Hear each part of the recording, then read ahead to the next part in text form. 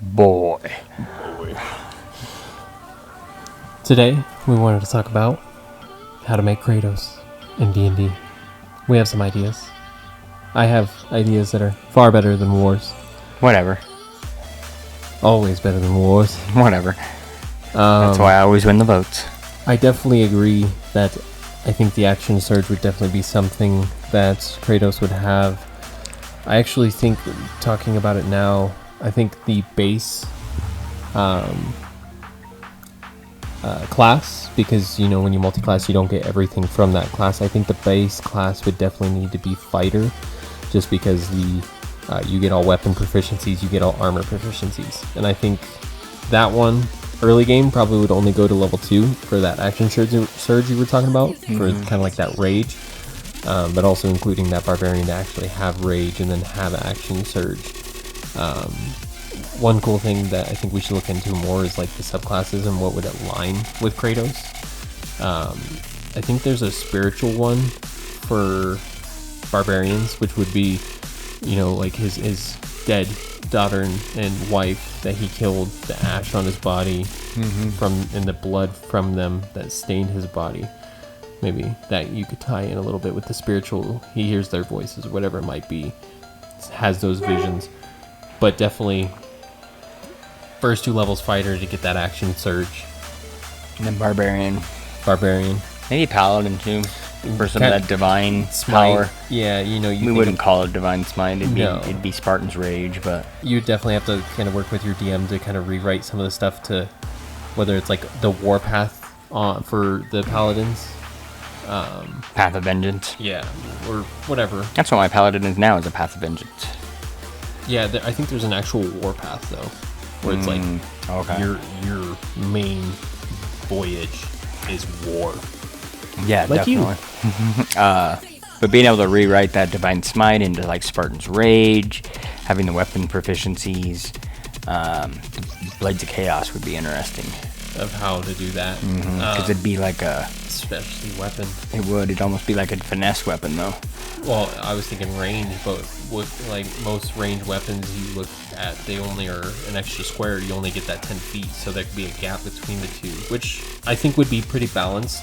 You know, if it was. Well, and as you level up, talk to your DM and say, hey, you know, every 3 levels or every 2 levels, my range of my blades increases by 5 feet. Yeah. But I'm thinking just with how powerful Kratos is and that magical power that he has, whether it's fully tamed or not, I think there's far more things that he could probably do, especially with upcoming Ragnarok. I mean, what he could learn to truly harness, because we only ever saw his war potential. Like, can you imagine Kratos healing? Probably not, but you would assume him being a god that he would have that power. Maybe. And so, like, what possible thing could you kind of intertwine to make it your own version of Kratos? One level in Wizard or Warlock for that kind of patron background.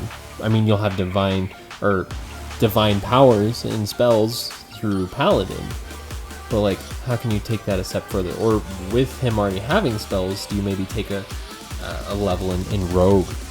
Since with rage and stuff like that, you might have advantage on some of your attack rolls to get that extra damage from your sneak attack, to use that as to truly be Kratos and just how much power he has. It depends on which game you're looking at. If you're just looking at God of War, then maybe, but if you go back through the series and you look at like God of War 3 with the Sword of Olympus and the different weapons, the wings, some great magical item potential, if you're going through the history of Kratos. No, I certainly agree, and that's where that balancing act comes in, because I think it's Warlock?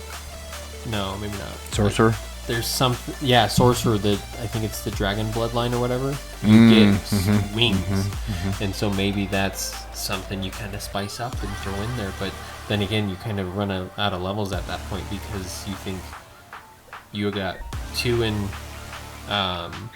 Fighter, and you're going to need 3 in Paladin to get the Divine Smite. The Divine Smite, which would be relabeled as Barbarian. You get Rage at the first level, though. Yeah, so that's going to be 1 level from that. So that's 6 levels. It might be possible to push Sorcerer a little bit, but Kratos I don't think is that squishy, and that's gonna not provide him with the hit points. I mean, there's tough. That's why I was thinking Barbarian is a base class. Yeah. Well, you're gonna get that D12 when you multi-class into that. Yeah, but that you get a good starting base for your hit points. Because it's Kratos deals a lot of damage, but he takes a lot of damage too. I think Fighter would provide that. I mean, you look at how Kratos started in what game was it that he just? Oh, that's Ascension. I think so. So like, but you look at like God of War 1, where it's after Ascension. You know, he had the Blades of Chaos, but he didn't get those abilities like Divine Smite, or the one where it looked like the genie that was punching the ground. Yeah. So maybe that's where you kind of spice it up later on. Maybe even write in your background that you accidentally killed your wife and kids. I don't know. I mean, there's a number of things that you tricked can do by with your that. god, those kind of things. And that's where you spice in the sorcerer or whatever. But I think there's so much potential and so many easy ways to truly create Kratos. Now, fully powered potential Kratos, that's going to require maybe some more cold calculations by us, but I think it's something that might be a fun project. It might be someone that I introduce against you guys on the new D&D campaign that I will be DMing for War and our wifeys. The waifus, yes. Wifeys. Stop saying waifu. I hate that word. Well, I love that word. Why? I love that word.